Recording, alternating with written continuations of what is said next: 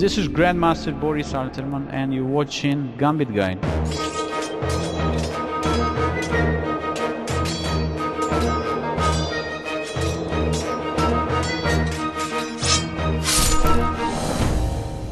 Hello and welcome everybody.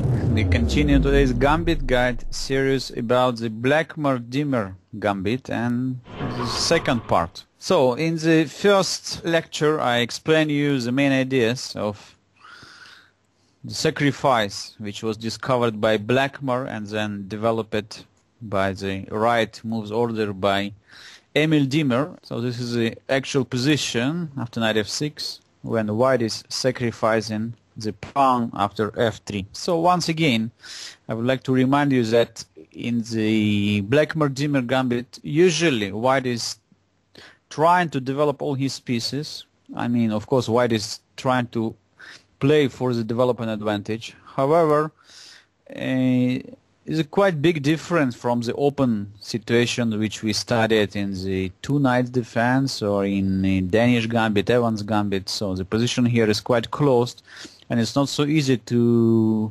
find a serious target against in a black's position, and to organize the attack against the black's king is also not so easy.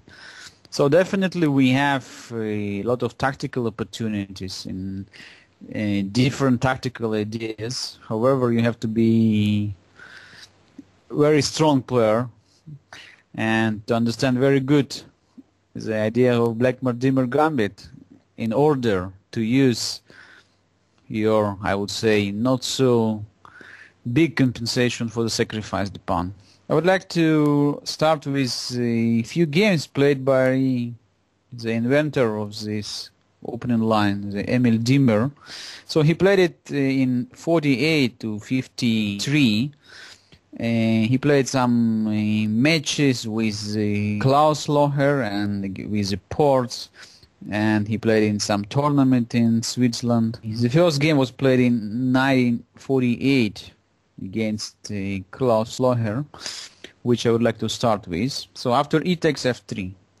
So in the early development of the gambit, so white usually played queen takes f3, and this move used to be the main continuation in the Blackmar-Diemer gambit. On the later on, only later on, so knight takes f3, the most natural, becomes just more popular in that line.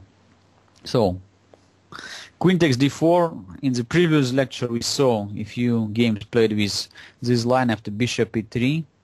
Black also tested here to play queen g4. So quite logical continuation. It's trying to exchange the queens.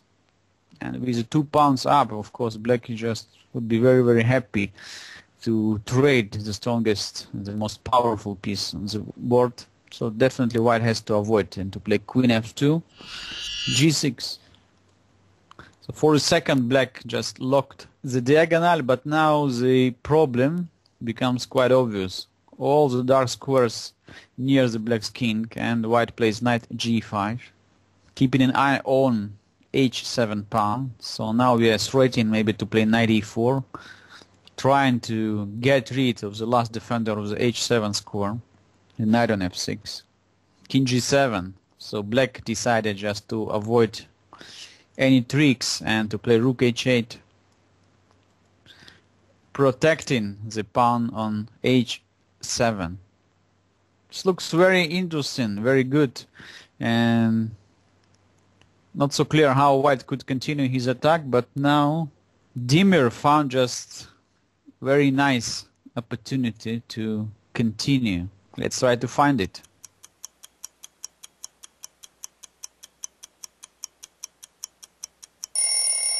Suddenly this position white just performs very nice combination. Queen goes to h6 with a check. White is sacrificing the full queen.